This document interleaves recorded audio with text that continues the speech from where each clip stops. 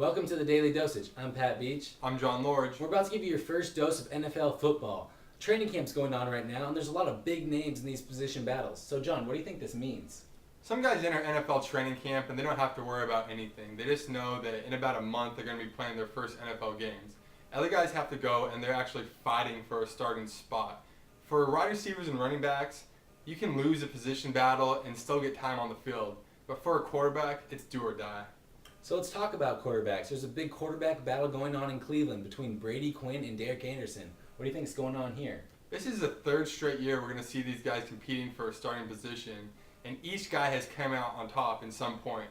So, that being said, with a new coach like Eric Mangini, a defensive-minded guy who really wants to win football games through rushing the football and ball control, I think we'll see Brady Quinn come out on top because Derek Anderson can just be a little bit too sporadic.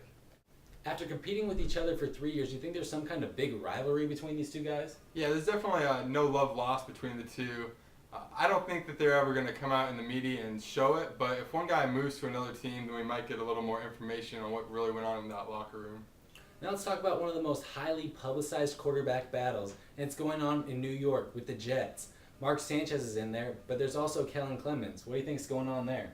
I don't see how Clemens can have much confidence at this point. Last year, the Jets went out and they got Favre. This year, they traded up in the draft so they can get Sanchez. You know the city wants to see Sanchez start, and it seems like the franchise has a little bit more behind Sanchez too. If I'm the Jets, I'd just start Sanchez from day one. So let's stick to the same city, but switch teams. The New York Giants have a lot going on, but especially in the battle for wide receiver. What's up with this? Once Plexico Burress decided to shoot himself last year, it really handicapped the New York Giants. But that being said, they went out in the draft and they got two premier wide receivers. Ramses Barden is a bit of a project at this point. He's big, he's athletic, but he's not refined, while Hakeem Nicks is a guy that can come in and start a receiver. I see Nicks being one of the starters alongside Steve Smith. Dominic Hickson might get that starting spot, but I still think Smith is a better option. So, Hakeem Nicks, he's always known for the big plays he was making in college, but some people argue that maybe he wasn't the most consistent player. What do you think about him? A lot of people compare him to Anquan Boldin. It's one of those big play guys. And Boldin was also one of the best rookies that we've seen ever at the wide receiver position. So I'm confident he can come in and make those big plays on a routine basis.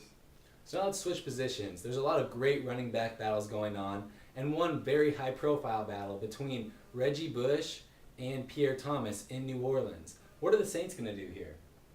Really, the way Reggie Bush plays, you need to have two running backs and able to utilize him best. He's not someone you're going to pound the ball to 25 or 30 times a game. You might give him 10 or 15 carries and 10 catches in a game. So you'll see Pierre Thomas, but he's not going to be the premier guy. As long as Reggie Bush is healthy, he will be the focal point of the Saints offense. So would you then compare Reggie Bush to a guy like Marshall Faulk, who is also known for his receiving abilities? They're similar in that aspect, but Falk is also a very good rusher. And so I think Bush is more elusive in the open field and he can do a few more things with the ball in his hand. But he's not a Marshall Faulk 2,000 total yard guy.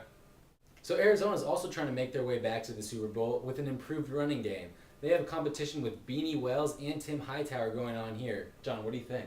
The Cardinals drafted Wells at the end of the first round, kind of saying that they're not convinced Hightower can be their man. Wells is big, he can pound the ball up the middle, and if he can show that he can catch the ball and show that flexibility on the swing routes, I think Hightower might have limited opportunities this year. Another team that's trying to get to the Super Bowl, the Indianapolis Colts. Joseph Adai has been pretty subpar last season, so they brought in Don Brown. What do the Colts think? I really like the addition for the Colts. A lot of people thought they might go defense in the draft because they do have some needs there. But they drafted Brown, and that's saying that he's not just going to be a backup to Adai. We're going to see a real shared backfield here. And with Adai's injury history, I think Brown could outperform Adai, especially because of his receiving ability. The Pittsburgh Steelers, the NFL Super Bowl champs, also have some competition in their backfield, which is a little bit surprising. Willie Parker and Rashard Mendenhall are leading this battle. What do you think is going on? I like both running backs here. Parker is fast and can get to the outside. He's always good for that big play diving in the end zone. And we didn't really get to see enough of Mendenhall last year. But I'll tell you, he's big, he's physical, and he's also really fast. So as long as Mendenhall can stay healthy, he might kind of upend Willie Parker as the premier running back for the Steelers. it'll still be a shared backfield, but you'll see both guys in action. Parker's had a lot of success in the NFL. Why do you think all of a sudden Pittsburgh's saying, hey, we're not so sure about your position? He's not the biggest of guys, so if you don't give him a break throughout the season, then he might get banged up towards the playoffs when it really matters. One player that kind of fell off the top of the NFL running back mountain was Larry Johnson. Now he's back this year with a supposed new dedication to the game, but there's still some debate as to who's going to be the starter in the backfield in Kansas City, now that they have Jamal Charles there also. What do you think? Which way is Kansas City going to go? Ultimately, they'll probably go with Johnson. He's a little more of a traditional running back. He's the type of guy that will run straight up the middle, run over the linebacker, run over the safety. And so as long as Johnson can get along with the new management, the new coaches in Kansas City, I don't see why he wouldn't be the starting back there.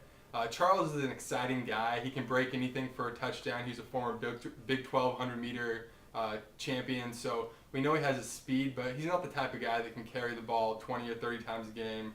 He had a season high of 18 carries last year and did rush for 100 yards in that game, but still, we haven't seen that type of 20-25 carry per game. One of Kansas City's rivals, the Oakland Raiders, also has some competition going on in their backfield. They drafted star Darren McFadden last year, but he didn't really produce that much. What do you think's going on? McFadden will be a star in the NFL as long as he can avoid those nagging injuries. And I think that's something he can do. In a way that the Raiders will try and do that is by getting him the ball in different ways. We might see a wildcat look from him. You know they're going to throw him the ball a lot. So as long as he doesn't have to carry the ball straight up the middle for about 25 times a game, he should be able to avoid some of those injuries. I think Justin Fargas's days are coming to an end in Oakland. He's not super productive. He's a safe running back. He holds onto the ball, but he doesn't have that big playability. And then they have a real sleeper guy in Michael Bush.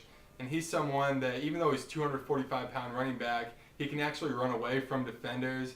And you might see him throwing the ball to McFadden. He's a former high school quarterback. So they do have some interesting prospects in the backfield, and it's just a matter of how the coaches get them the ball. Now let's move over to Baltimore, where they have some running back competition as well, for a team that's definitely trying to make a push to the Super Bowl. This is maybe the toughest backfield battle to predict because they have three guys who are capable, but none of them is really dominant. LaRon McClain made the Pro Bowl last year. He's probably the best rushing fullback in the NFL, but he's a third and short guy. He's a goal line guy. He's not the type of guy that you really want to give the ball on first and second down because he has limited potential to break a big one. McGahee, he was a star. Now he's a little bit banged up, and the Ravens did a really good job of not overusing him last year. And so that being said, we'll probably see Ray Rice spelling him some. The Ravens wanted Rice to be a little faster than he really was last year, so hopefully he's worked on his speed some. And he's a good receiver, so you should see Ray Rice take some of the pressure off McGahee, but ultimately when the game's on the line and things matter, you'll see McGahee rushing the football. So which of these battles do you think is going to have the biggest impact on fantasy football? That's a tough say. I would say one of the rookie running backs. I like Wells and I like Donald Brown. I think Wells will probably outrush Donald Brown, but with Brown's ability to catch the football and the way Peyton Manning manages the game, he could have more total yardage. If Joseph Adai goes down, Donald Brown will have a really good shot at being the offensive rookie of the year. Between these quarterbacks, Sanchez, Clemens, Quinn, and Anderson, would you start any of them on your fantasy football team? Not starting the year off. I don't think Sanchez will ever be a true fantasy starter as a rookie because the Jets are going to look to really simplify things for him and slow down the pace of the game with rushing the football. You could see either Brady Quinn or Derek Anderson being a starter depending on their matchups. The Cleveland Browns should be in a position where they might have to throw to win some games, and he does have some good receivers, or both the guys have some good receivers around him. So you might see Quinn or Anderson being a starter, but Anderson's ready to implode at any time, and when Quinn plays, he's a little safer. So they're definitely backup options in fantasy football. You got questions, we got answers. Let us know what you think in the comments bar. Hit us up on Twitter or even send us an email. My question for you is, which position battle are you most interested in watching?